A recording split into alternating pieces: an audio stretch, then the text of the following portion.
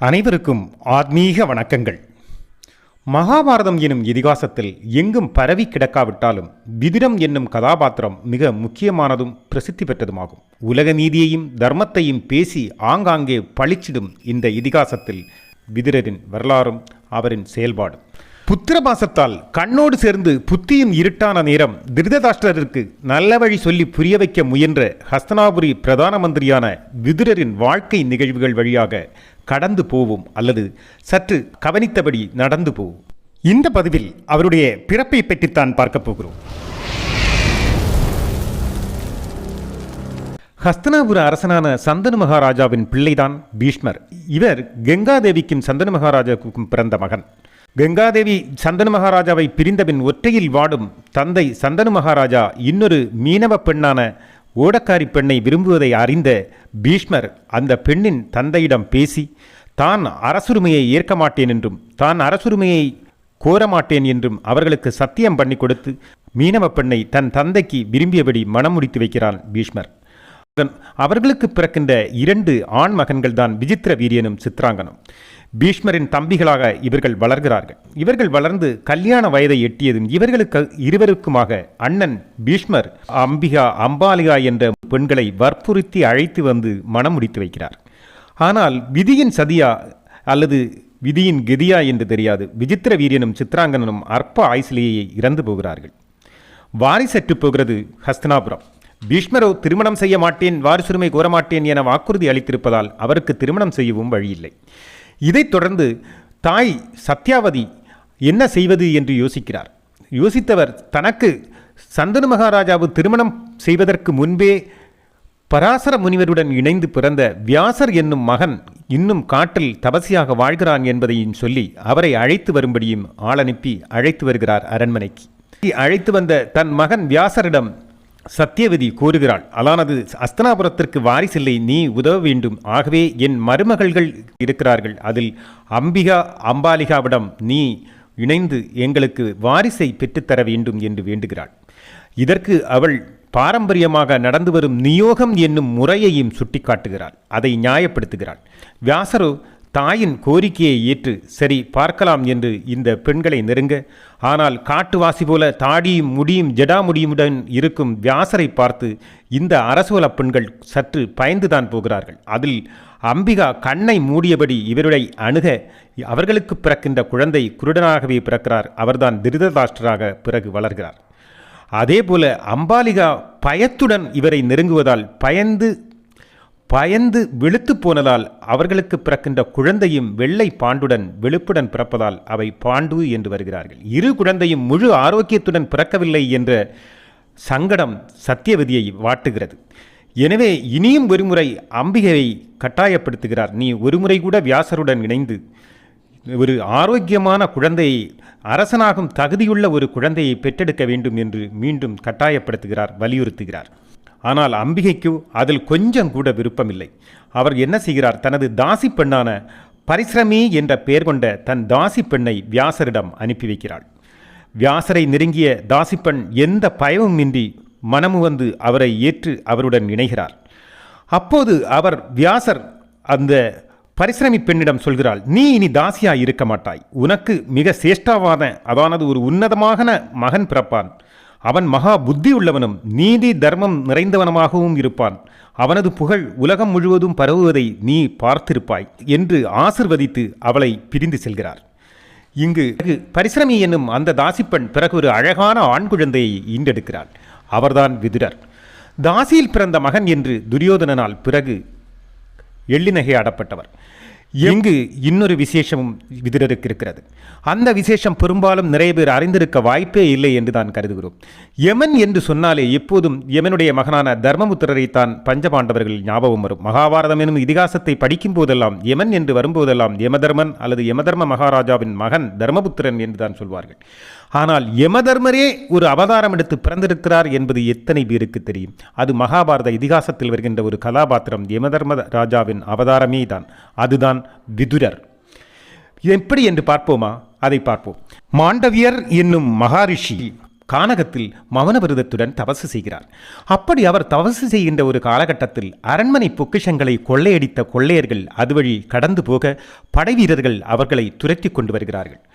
படைவீரர்களைக் கண்டு பயந்த இந்த கொள்ளையர்கள் மாண்டவி மகர்ஷியின் ஆசிரமத்தில் தாங்கள் கொள்ளையடித்து கொண்டு வந்த பொருட்களையும் பொன்னும் பொருளையெல்லாம் மறைத்து வைக்கிறார்கள்.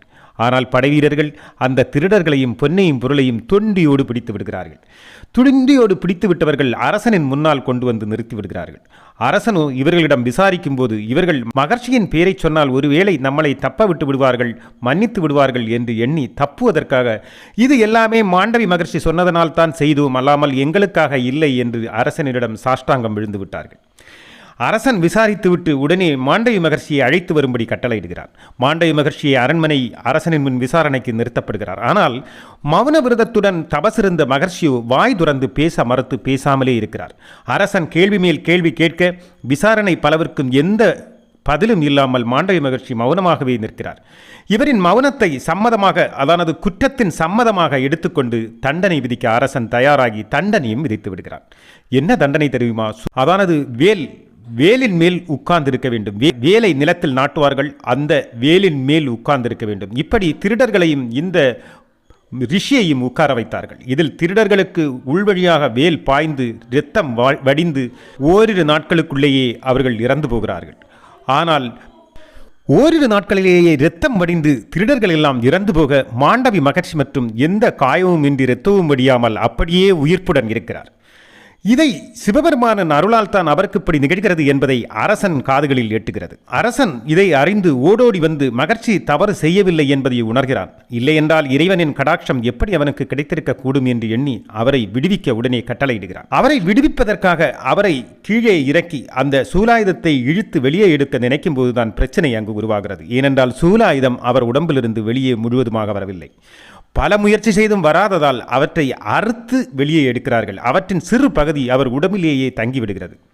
ஆனால் அந்த சிறு பகுதி உடம்பில் தங்கியபடியே தான் அவரது மீதி காலம் முழுவதையும் வாழ்ந்து முடிக்கிறார். ஆனால் அவர் அப்படி வாழ்ந்து கொண்டு இருக்கும்போது அவருக்கு ஒரு சங்கடம் பொறுக்கவே இல்லை. தான் எந்த பாவமும் செய்யாமல் எப்படி தனக்கு இப்படி ஒரு பெரிய தண்டனை கிடைத்தது, அதுவும் இந்த பூலோகத்தில் நான் எந்த தவறும் செய்யாமல் என்ற ஒரு வருத்தம் அவருக்கு இருந்து கொண்டே இருக்க, இதற்கான நியாயமோ அல்லது இதற்கான உண்மையை அறிய யமதர்மரை சந்திக்க வேண்டும் என்று முடிவெடுக்கிறார். யமதர்மரை சந்திப்பதற்காக அவர் யமதர்மரிடம் சென்று யமதர்மரை சந்தித்து வினாவுகிறார். எப்படி கேட்கிறார் அவர்? எந்த பாவமும் செய்யாத நான் மௌன விரதம் இருந்து கொண்டிருக்கும் போது இப்படிப்பட்ட ஒரு பெரிய வருத்தத்துக்குரிய ஒரு செயலை எதிர்கொள்ள வேண்டிய வந்தது ஏன் இப்படிப்பட்ட தண்டனை எனக்கு வந்தது, இப்படிப்பட்ட வலிகளை பொறுக்க வேண்டிய நிர்பந்தம் எனக்கு எப்படி ஆனது என்று வினவுகிறார் அவர் நம்மளுடைய யமதர்மராஜாவிடம்.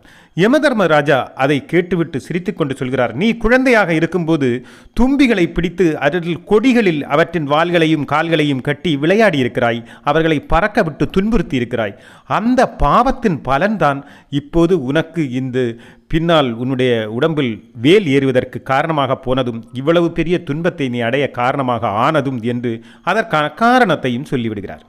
இதை கேட்ட நம்மளுடைய மாண்டவி மகர்ஷிக்கு பெரிய கோபம் வந்து விடுகிறது. என்ன, நீங்கள் நான் ஏதோ தெரியாத வயதில் விவரம் தெரியாமல் செய்த ஒரு சிறு தவறுக்கு இவ்வளவு பெரிய தண்டனை, அதுவும் இஞ்சிஞ்சாக எனக்கு தண்டனை தந்திருக்கிறீர்கள். நான் எவ்வளவு நாட்கள் அந்த வேலின் முனையில் உட்கார்ந்திருந்து எவ்வளவு வேல்கள் கொஞ்சம் கொஞ்சமாக உடம்புள் நுழைய எவ்வளவு வலிகளை பொறுத்து எவ்வளவு பெரிய தண்டனையை தந்திருக்கிறாய்.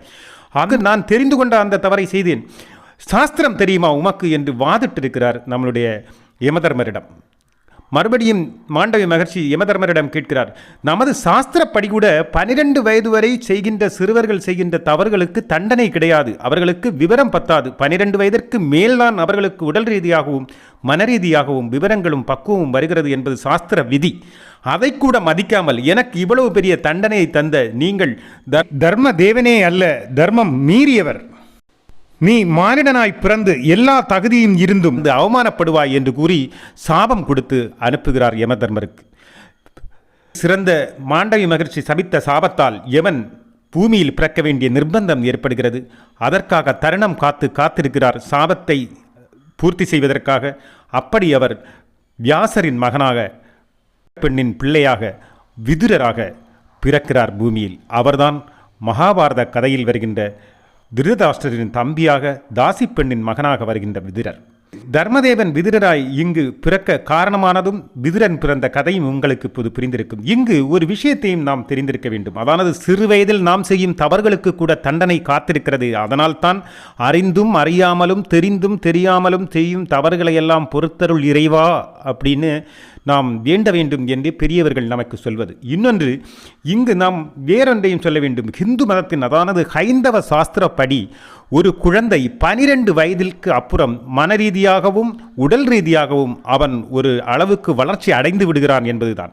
அது தற்போதைய நிகழ்வுகளை பத்திரிகை செய்திகளையோ அல்லது ஊடக செய்திகளையோ நீங்கள் பார்க்கும்போது உங்களுக்கும் புரியும்.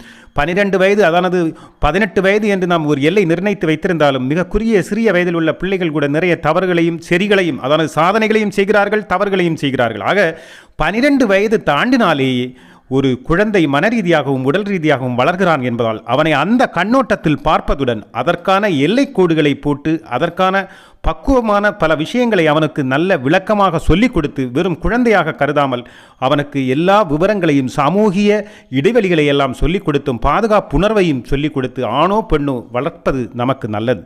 அதுதான் ஹைந்தவ சாஸ்திரம் ஆரம்ப காலத்திலேயே மிக ஆராய்ந்து அறிந்து வகுத்து வைத்திருப்பதன் நோக்கம். புரிந்து கொள்ளுங்கள். விதுரரின் இந்த பிறப்பையும் நீங்கள் அறிந்திருப்பீர்கள். தர்மபுத்திரரின் பிறவி என்ன என்பதையும் அறிந்திருப்பீர்கள். அடுத்த பதிவில் நாம் விதுரரின் நீதி பற்றி ஒரு சிறு கதையை பார்க்கலாம்.